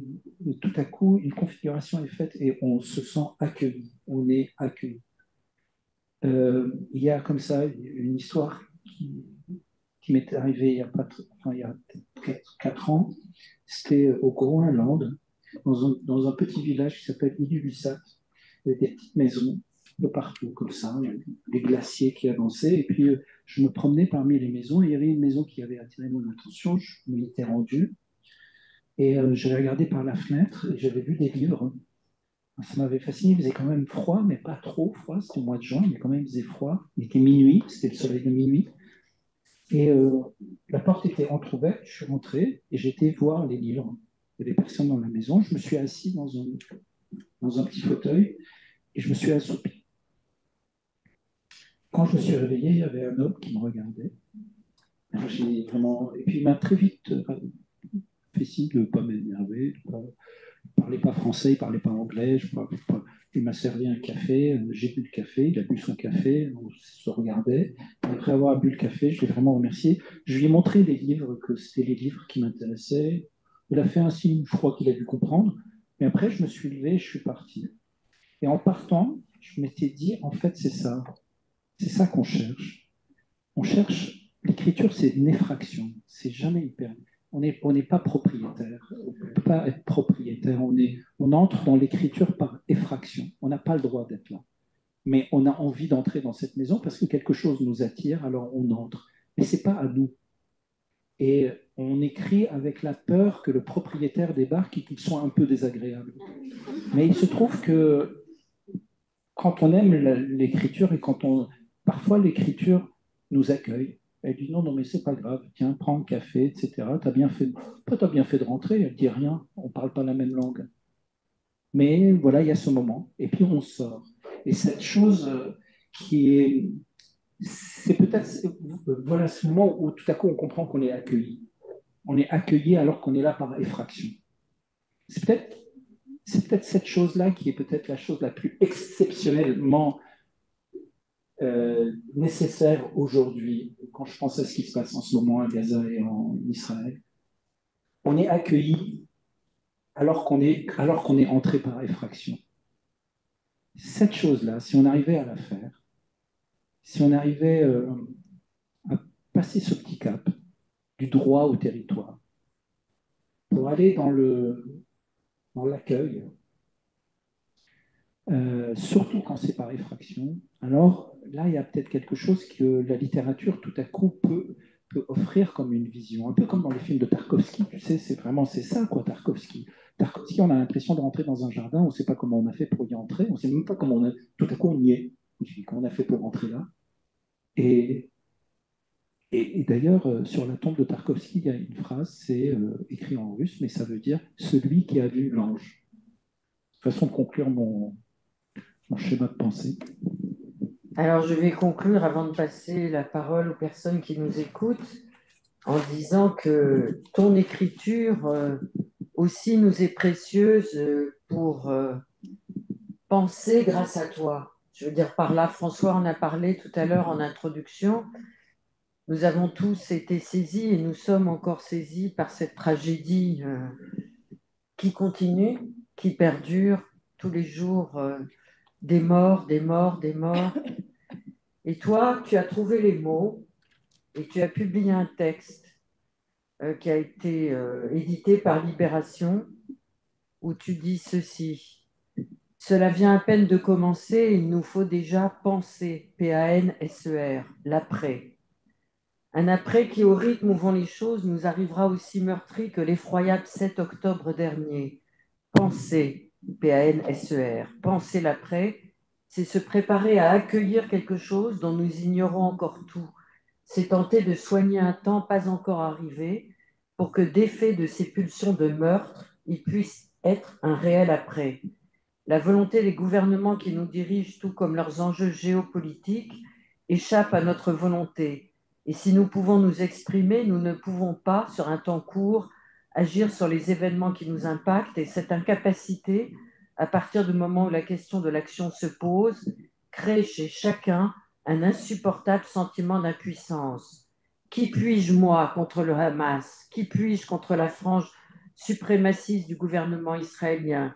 Qui puis-je contre le Hezbollah? Qui puis-je contre le gouvernement iranien? Qui puis-je contre la politique américaine au Moyen-Orient? Qui puis-je contre le cynisme sanglant de Vladimir Poutine? Qui puis-je contre la zizanie qui mine la communauté européenne? Qui puis-je contre l'opportunisme de Xi Jinping?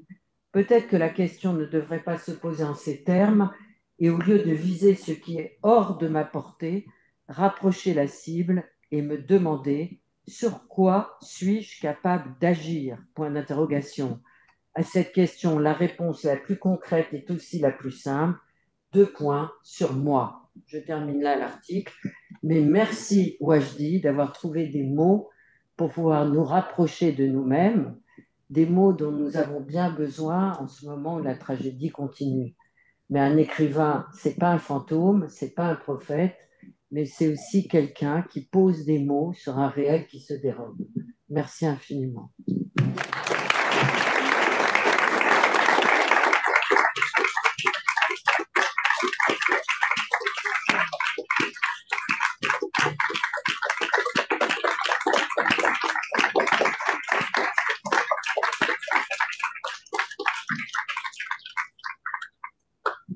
Bon, je pense qu'il va y avoir des questions dans la salle. La première est toujours la plus difficile.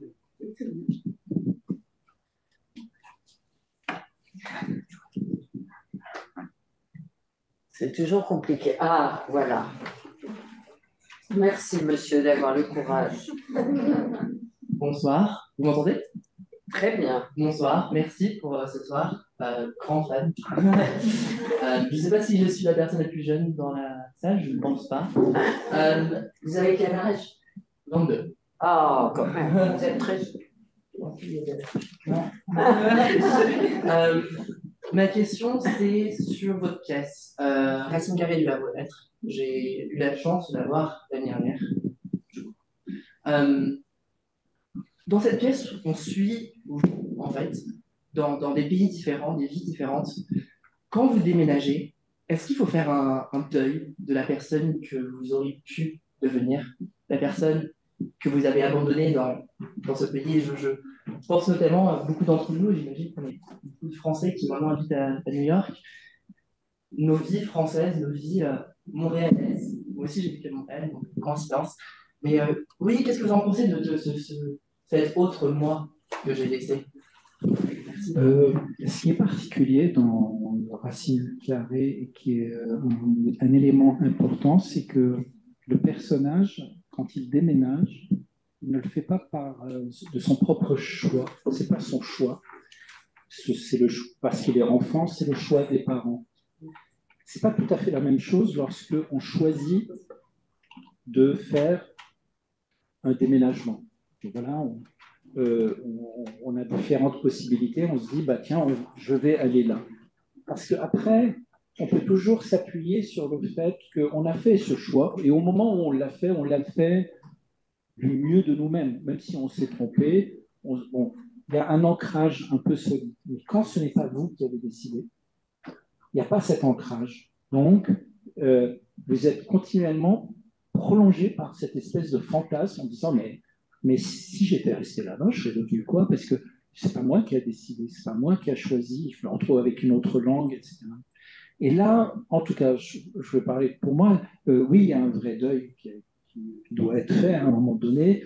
Par exemple, dans mon cas, le deuil le plus difficile a été lorsque nous avons quitté la France pour aller au Québec, alors que j'étais adolescent, et où là, j'avais vraiment un rapport à la langue qui venait de naître, des amis, le sport, je faisais du rugby, j'étais incarné dans une société qui me reconnaissait, qui m'acceptait, qui m'aimait, et puis il a fallu tout couper ça et recommencer. Donc, arrivé au Québec, il a fallu que Là, j'ai passé vraiment beaucoup de temps à fantasmer ce que j'aurais pu devenir. Mais ce qui est peut-être le deuil le plus...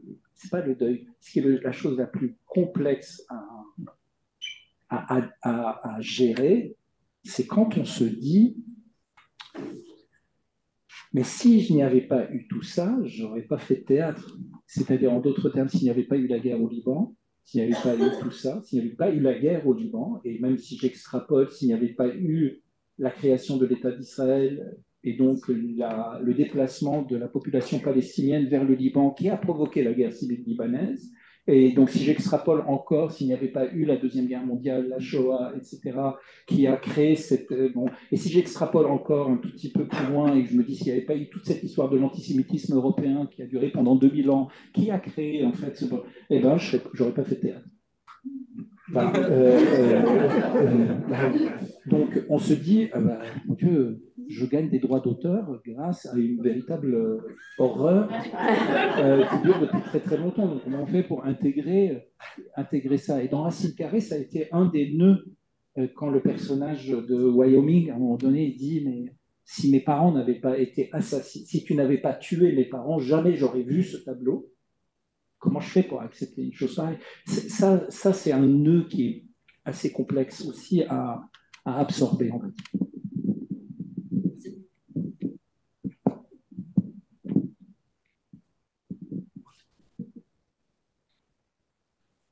Est-ce que vous en voulez à vos parents que vous n'avez pas appris l'arabe, le libanais? Parce que j'ai l'impression que moi, de mon côté, je ne connais pas bien le persan. Le farsi, je peux parler, je peux le lire, mais je peux pas comprendre la poésie iranienne, je peux pas comprendre. Et je pense que peut-être vous aussi, vous avez cette sensation qu'il y a quelque chose qui vous manque et que vous pouvez un jour rattraper.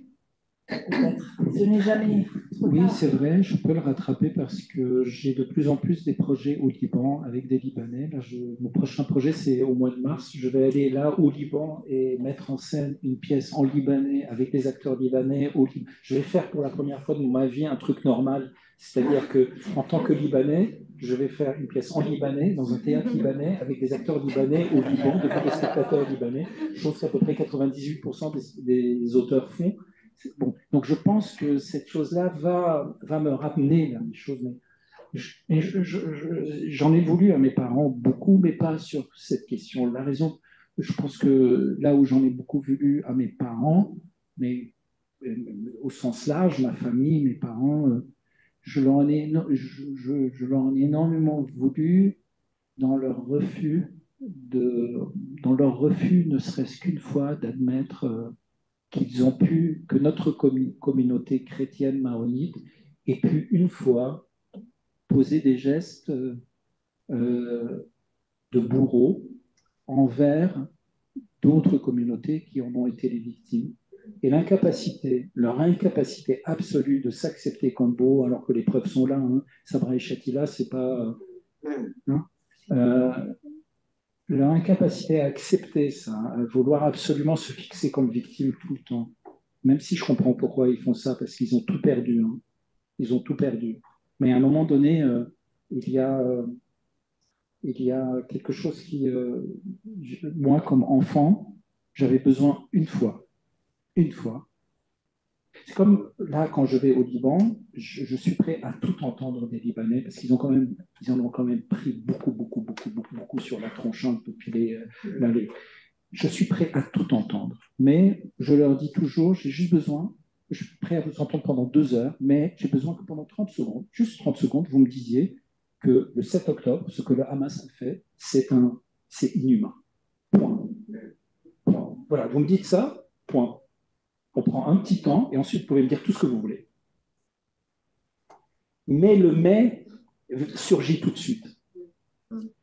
Et bon, c'était pas ce qu'il y avait avec mes parents sont morts il y a longtemps, mais il y avait ça. C'est-à-dire, oui, mais papa, ça va échapper. Oui, mais nous, les Druzes nous ont massacrés. Ok. Mais ça, nous, incapacité. Il y a une histoire assez intéressante avec mon père qui m'a fait qu'un jour, je vais être dans une pièce de théâtre. Un jour, alors que je discutais avec lui, je réalise que mon père, chaque fois qu'il me parle, toutes ses phrases, toutes commencent par non. Toutes. Par exemple, je sais pas, tu dois être content, il fait beau. Non, mais là, aujourd'hui, il va faire tout voir. Je dis, bon, je sais pas, t'as reçu la photo de Aimée, ma fille? Je dis, ah non, mais tu sais, les enfants. Bon. Toutes ces phrases commençaient par non. Et je l'entends, tout à coup, je l'entends. Et je lui dis, mais papa, tu te rends compte, toutes tes phrases commencent par non. Je dis, non, mais attends, tu vas commencer à me faire la... Et là, je dis, papa, est-ce que c'est possible que tu me dises une phrase qui ne commence pas par non? Et non, là, attends, on va aller manger. Il m'avait préparé un plat que j'aime énormément, la langue de bœuf, avec des oignons, de l'ail, de l'huile, etc. Et donc, il prépare. Je dis, papa, j'ai vraiment besoin que tu me dises au moins une fois une phrase qui ne commence pas par non. Et non, mais arrête et assieds-toi et mange. Et là, je lui dis, papa, écoute-moi bien, c'est pas une blague. Il y avait un tableau accroché. Je dis, là, je vais te poser une question. Et vraiment, si tu ne me réponds pas, je m'en vais et tu ne me reverras plus. Est-ce qu'il y a un tableau accroché sur ce mur? Et là, il avait tout à coup, cet homme qui devait avoir 87 ans à ce moment-là, il s'est contracté physiquement comme ça. Il est redevenu comme un enfant de 5 ans. Il a fait un effort immense parce qu'il ne voulait pas que son fils s'en aille. Et il a dit oui. Mais cette histoire a été pour moi... J'ai coupé le fil ce jour-là, j'ai compris. Il m'a dit, j'ai fait, ok, c'est bon, j'ai compris. C'est parfait. Et à partir de ce moment-là, ça allait bien avec lui. J'ai laissé tomber beaucoup de choses. J'ai réalisé ce que cet homme a porté depuis la chute de l'Empire ottoman. Il est né en 1928, le mandat français, la chute de l'Empire ottoman, jusqu'à là, quoi. Et son fils qui lui dit, est-ce qu'il y a un tableau là sur le mur? Eh bien, voilà, donc je ne peux pas dire que je lui en veux pour la langue, etc. Mais le chemin a été très long entre l'enfant exilé et le père d'un enfant exilé. Le chemin est long pour se retrouver.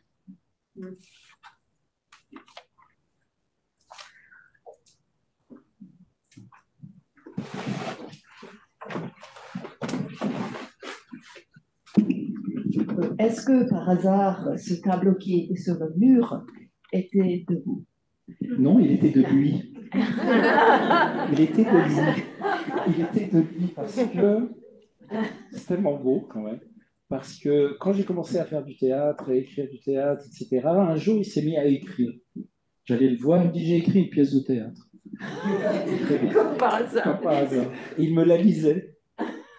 Et puis il s'est mis à peindre. Il s'est mis à peindre et ce qu'il peignait, c'était les portraits de ma mère à partir des photos. Et ma sœur, parce qu'il habitait chez ma sœur accrochait ses tableaux un peu partout. C'est très touchant parce que c'était sa façon aussi de me dire des choses. Parce qu'il n'est jamais venu voir une pièce de théâtre que j'ai fait enfin, une fois à l'école, mais il n'est jamais venu voir aucune des pièces que j'ai écrites. Il me disait juste, tu devrais écrire des comédies, ça va te rapporter plus. Mais le tableau était de lui. Et vous nous parlez, évidemment, on est à la maison française, on parle de l'écriture, de la littérature, mais vous peignez aussi. Oui. Comment? Vous peignez aussi, donc c'est un peu pour savoir. Il fait du cinéma, je ne sais pas ce qu'il sait pas faire. Oui. Bah, en fait, la peinture a été le premier mode d'expression. C'est juste que quand on est arrivé au Liban, je peignais beaucoup, je suis toujours dans la peinture et la couleur.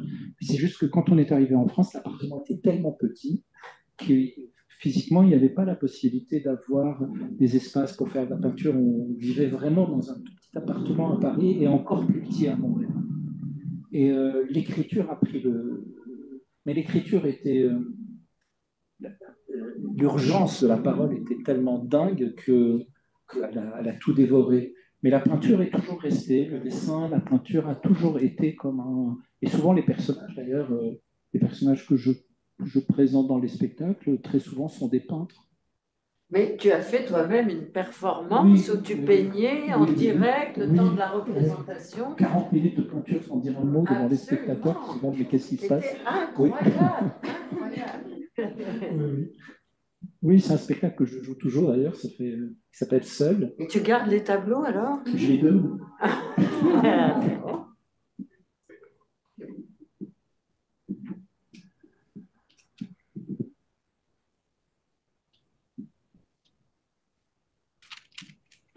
Autre question? J'ai une autre.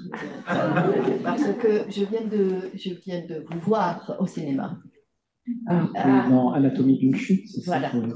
Et en vous écoutant parler de la psychologie en quelque sorte ouverte et l'ouverture que ça pourrait donner, je me suis dit, quelle ironie qu'il a joué finalement un psychiatre con, quoi. Oui.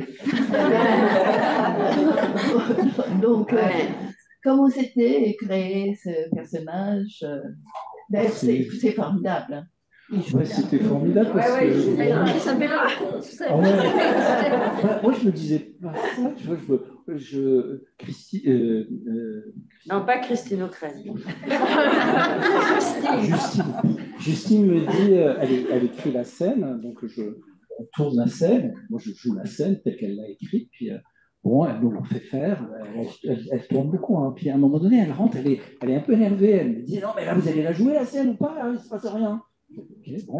Alors, soit Arlo qui tournait déjà, c'est normal, tout va bien, c'est très bien. Donc, et elle me regarde, elle me dit, et puis toi, dis autre chose que ce que j'ai écrit. Et puis, je dis quoi? Je dis, mais je sais pas, improvise, dis autre chose, parce que rends ça vivant, et puis bon, bah vas-y, quoi. Je dis, mais tu sais, moi, je suis bavard, hein, il faut que je commence à improviser. Elle dit, ouais, non, mais vas-y. Ok. Et c'est intéressant parce que la situation était intéressante, c'était... le personnage d'une femme, c'est un couple d'artistes, dont un est très reconnu et l'autre pas.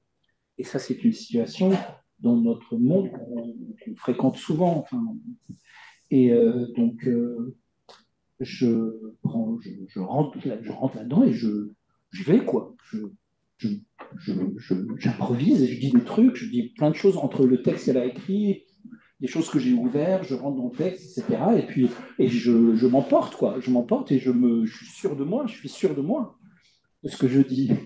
Donc là, elle revient, elle me dit, ouais, c'est très bien, c'est juste un peu trop long, garde ça, ça, ça et ça, et refais-le comme ça, et puis essaye d'avoir, bon, alors j'ai refait pareil. Elle m'a dit, ouais, mais énerve-toi plus, sois beaucoup plus violent, beaucoup plus virulent. Alors j'ai recommencé, je suis beaucoup plus violent, beaucoup plus virulent, et puis après, elle me dit, ok, super, c'est bon. Moi, j'ai pas vu le film, parce que j'aime pas le voir, mais c'est dommage, hein, parce que c'est ouais, non, je sais que c'est très bien. Mais ceux qui l'ont vu m'ont dit, parce que j'ai demandé, parce que je ne sais pas quelle version elle a pris. Et je crois qu'elle a fait un montage entre toutes les prises, parce qu'on m'a dit, non, tu es en général assez calme, tu t'emportes pas trop, tu es juste bête, mais tu t'emportes pas trop. Donc je pense qu'elle a dû faire un découpage des différentes versions qu'on a fait. Ça a été formidable, parce que quand vous tournez avec quelqu'un qui sait exactement ce qu'il veut, et qui laisse une sorte de liberté aux acteurs, c'est vraiment joyeux. C'est très, très joyeux.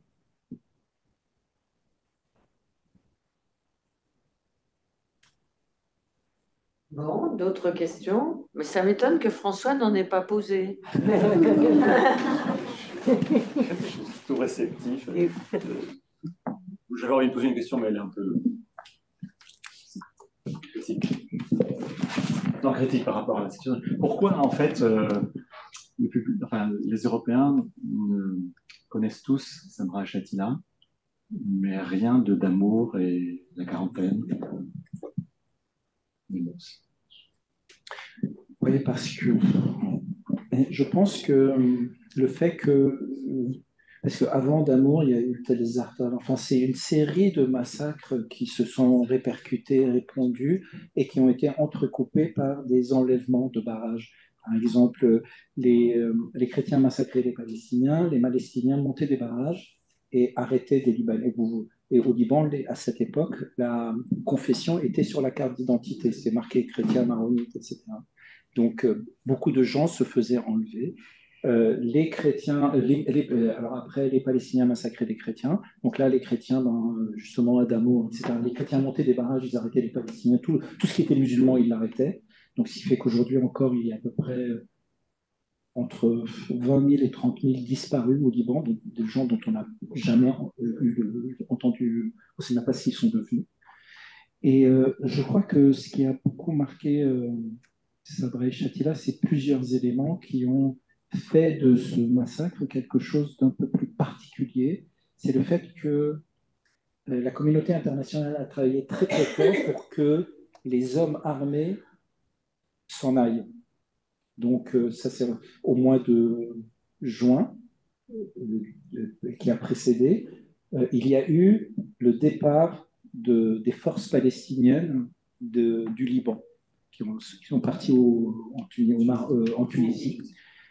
Et donc, le camp est resté uniquement un camp de civils. Il n'y avait plus d'hommes armés. Ça, c'est un des éléments. Deuxième élément, c'est la brutalité et la violence de ce massacre qui a été publicisé, on va dire, par la mort du président de la République 2 jours avant Bachir Gemayel. Les miliciens chrétiens ont en lien avec Bachir Gemayel, qui est presque un rapport de... C'est presque l'amant qui a été tué. Vraiment, il y a quelque chose de... Donc, la mort de cette figure extrêmement charismatique a énormément publicisé le massacre, puisque le massacre a eu lieu 2 jours après. Ensuite, la présence de l'armée israélienne aux abords du camp a créé aussi un traumatisme dans la société israélienne. C'était encore jusqu'aux dernières manifestations qui avaient lieu en Israël pour contrer la réforme de la justice que Netanyahou voulait mener. Jusqu'à ces manifestations, la plus grande manifestation qui a eu lieu en Israël, c'était au moment du massacre de Sabra et Shatila, pour réclamer une enquête indépendante, parce qu'à ce moment-là, Israël ne voulait pas, le gouvernement israélien voulait faire une enquête, mais ne voulait pas mener une enquête indépendante. La population israélienne est descendue, et dit on veut une enquête indépendante, et cette enquête indépendante qui existe, on peut le dire, a mené à la destitution de Ariel Sharon, parce cette enquête a reconnu que l'armée israélienne a laissé rentrer les miliciens chrétiens dans le camp et a participé à éclairer la nuit le camp par des feux éclairants. Donc l'armée israélienne envoyait dans les ciels des feux éclairants, ce qui faisait que la nuit était claire comme le jour, de sorte que les massacres ont pu se poursuivre pendant deux nuits. Donc je crois que la durée du massacre, c'était sans arrêt pendant 2-3 nuits, tous ces éléments-là ont fait en sorte que c'est devenu une sorte d'acmé, un symbole d'une guerre à travers laquelle l'Occident aussi s'est beaucoup plus tout à coup éveillé à ce qui était en train de se passer que les massacres qui ont précédé, qui pourtant étaient aussi meurtriers. Parce que d'amour ou Telezartal, c'était des milliers de victimes aussi. Mais c'est vrai que tous ces éléments-là mis ensemble ont fait en sorte qu'en Occident, ça nous est parvenu de manière beaucoup plus forte. D'ailleurs, quand on regarde les nouvelles, c'était Patrick Poivre d'Arvor qui annonce les massacres de Sabra et Shatila.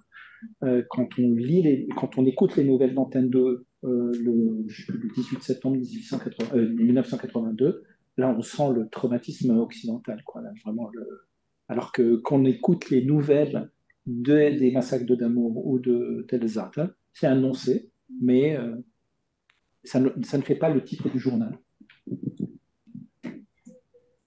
Oui. J'ose poser la question, même si je suis très intimidée de vous voir en vrai. Je voulais savoir, est-ce que vous avez déjà échangé avec Sabine Boussou ou Amin Malouf? Est-ce que vous avez déjà échangé avec d'autres auteurs qui sont aussi maronite libanais, si je ne me trompe pas, comme Sabine Boussou et Amin Malouf?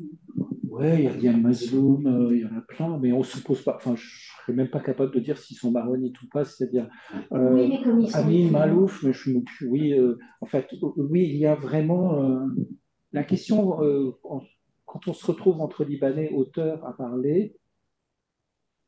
En fait, c'est intéressant parce que, ou même avec un réalisateur comme Ziad Douaili, il n'y a pas d'hystérie. On parle de la guerre, on parle de tout ce qu'on a vécu, mais sans aucune hystérie, surtout avec beaucoup d'humour et en mangeant. C'est-à-dire qu'il y a beaucoup quelque chose qui est... on connaît tellement cette histoire, entre guillemets, on sait tellement ce que c'est qu'être libanais, et on sait tellement le truc qu'on n'est pas trop dupe de... On sait... Il y a beaucoup d'ironie, il y a beaucoup d'ironie, beaucoup de rigolade. Ça nous fait beaucoup rire tout ça, la situation du Liban, les poubelles, le gouvernement qui est toujours là, il n'y a pas de gouvernement, la corruption.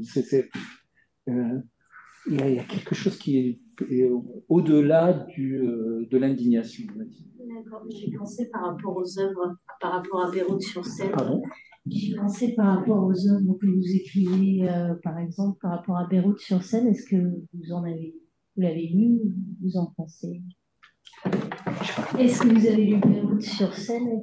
Oui, oui, j'ai lu Beyrouth sur scène, bien sûr. Je les lis bien, je les suis, surtout que ce soit les romanciers, les BDistes, les chanteurs. Enfin, je reste oui, très proche, très au courant, et on s'écrit, on se met au courant, on s'offre les livres. Il y a vraiment beaucoup d'affection, on va dire. Merci beaucoup d'être là et de parler comme ça, comme vous faites. Je suis libanaise aussi, francophone, et je vois souvent un peu notre langue comme phagocytée par la violence et les mots d'arabe qui restent comme des rescapés. Je me demande un peu si votre langue d'ombre aussi, un peu entre le français et l'arabe, le québécois anglicisé, est-ce que ce ne serait pas aussi une trinité manquée, quelque chose, un relief qui est resté en Terre Sainte? Merci. Je pense qu'il y a quelque chose de l'ordre du jeu, surtout. C'est-à-dire jouer. Le québécois, ce qui est génial avec le québécois, c'est que c'est une langue super souple. Par exemple, un juron, Je vais prendre un exemple, par exemple, je sais pas, le plus simple, mettons Christ, Colis, ça peut vouloir dire merde. Hein. Christ, ça veut dire merde. Mais vous pouvez aussi le composer. Ça veut dire vous pouvez le conjuguer. Vous pouvez dire à quelqu'un, Christ ton camp. Ça veut dire va-t'en. Vous pouvez en faire un adverbe positif. C'est crissement beau. Vous pouvez en faire un participe présent. C'est crissant, c'est chiant. Vous pouvez même le décliner autrement. Décrisse, ça veut dire vraiment va-t'en. Ça me décrisse, ça m'emmerde. Donc tout ça, vous voyez, avec juste un mot. Vous ne pouvez pas le faire avec merde. Vous pouvez faire emmerdant, tu m'emmerdes, mais ça reste quand même un peu... bon. Et cette souplesse de la langue, cette fluidité de pouvoir, par exemple, dire qu'est-ce que tu fais je sais pas, qu'est-ce que tu fais à rester jamais là. C'est-à-dire le terme de jammer qui vient de l'anglais jam, qui vient de confiture, c'est hyper utilisé en québécois. Je suis resté jamais là, ça veut dire je suis resté complètement estomaqué. Bon. Ça, quand vous écrivez du théâtre, c'est génial. Après, il ne faut pas penser que vous écrivez comme Racine, parce que là, évidemment, Racine, on est dans une écriture d'une pureté, qui cherche une pureté. Alors, quand vous commencez à mélanger le français, le québécois, le libanais traduit en français, par exemple, je ne sais pas, il y a une expression en arabe qui est Hajet To'hana. Ça veut dire arrête de perdre ton temps. Mais To'hana, concrètement, ça veut dire arrête de craquer tes mâchoires. Ça, c'est une façon de dire arrête de traîner, quoi. Arrête de glandouiller. Voilà. Je suis en To'hana, ça veut dire même, mais pourquoi tu parles pour ne rien dire? Arrête de craquer tes mâchoires. Quand vous vous dites, tiens, je vais l'utiliser en français, je vais la traduire mot à mot en français, ça donne du jeu, quoi. Ça donne vraiment énormément du jeu. Je vais cramer ton Dieu, qui est une expression qu'on dit tout le temps. Mais quand vous la transposez en français et que vous la transposez même en québécois, de je vais cramer ton Dieu, je vais crisser ton Dieu, et je vais, bon, voilà, là, vous êtes dans un endroit c'est du Lego, quoi. C'est vraiment, vous construisez quelque chose qui est...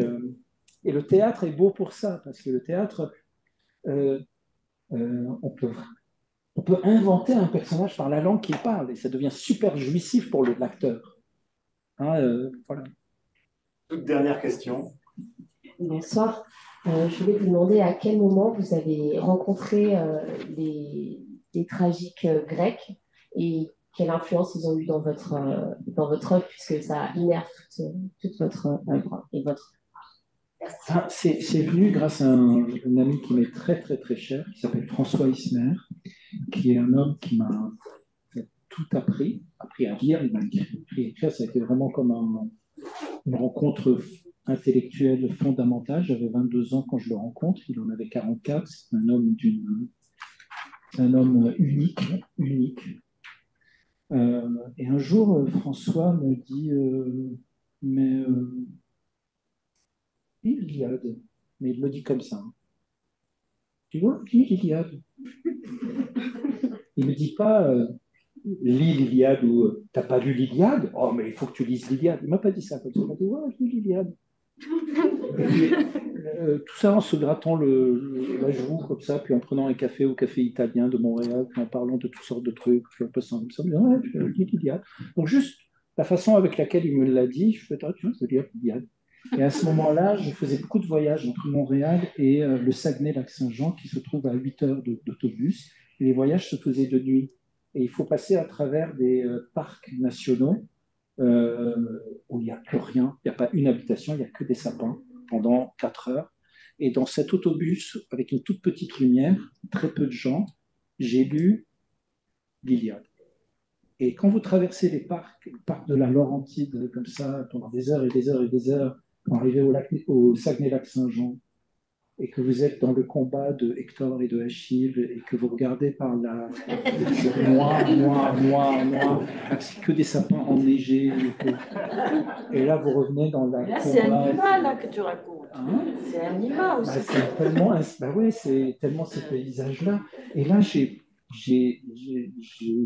me souviens, par exemple, de la nuit où j'ai lu cette séquence dans l'Iliade où Priam revient, il se déguise, Hermès arrive à le transporter dans le camp grec, Priam, père de Hector, et Priam entre dans la tente d'Achille où il y a le corps de Hector, donc le fils de Priam, qui est là, et Achille ne veut pas rendre le corps de Hector aux Troyens.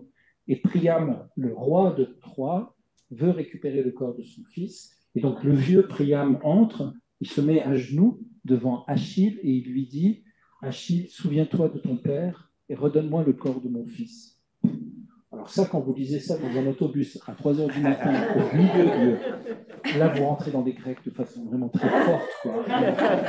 J'ai pu lire, pas seulement lire, mais être dans l'ambiance de pouvoir le lire. Et donc, une fois que j'ai lu l'Iliade et l'Odyssée, là, j'ai voulu tout lire. Et je lis Échille.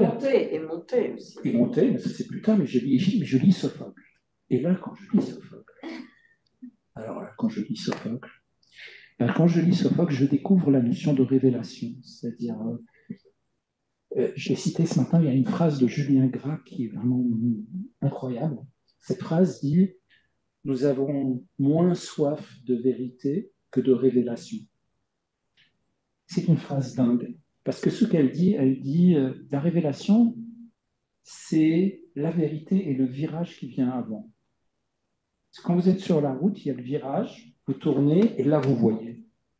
Eh bien, on a besoin du virage. Et d'ailleurs, le mot virage en grec veut dire strophe, donc le grand virage, c'est la catastrophe.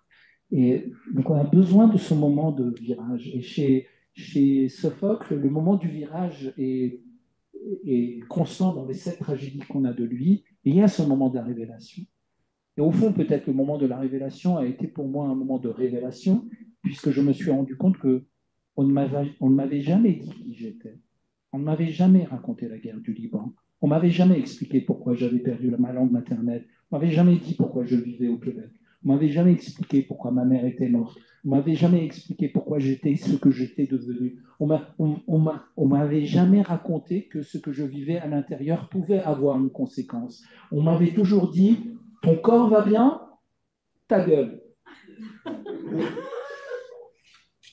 Et donc, tout à coup, découvrir que j'étais, pour reprendre une image que j'ai souvent utilisée, découvrir que j'étais un immeuble habité par un locataire dont je ne connaissais pas grand-chose, mais que c'était lui qui ouvrait les portes, qui allumait les lumières, et qu'il y avait dans cet immeuble que j'étais, en fait, des déserts, des plages, des mers, des forêts tropicales, qu'il y avait des fauves, des tigres, des lions, et que je ne savais rien de tout ça. On m'avait juste convaincu que j'étais juste du béton. Et bien, Sophocle m'a fait comprendre que j'étais habité par une vie intérieure, on va dire, pour le dire simplement. Et que je voulais maintenant, il n'y avait qu'une chose qui m'intéressait, c'était la découverte de cette vie intérieure, et que la quête de cette vie intérieure allait être la seule préoccupation de ma vie. Voilà, enfin, pour le dire rapidement. C'est comme ça que les Grecs, au fond, étaient pour moi une révélation. Ce n'était pas quelque chose d'intellectuel, c'est quelque chose de vouloir appartenir à ce jardin, de vouloir faire partie de ça, de vouloir être Sophocle moi aussi. Moi, je veux être Sophocle ou rien. Parce que bon, tant qu'à choisir, autant être le sublime, parce que franchement, on te dit, voilà, tu peux choisir. Soit tu es le sublime, soit le un peu moins sublime. Tu choisis quoi? Voilà, tu choisis le sublime. Quoi. Donc, je voulais être ça. Je voulais atteindre le sublime. Vraiment. Et ça, c'est les Grecs. Voilà.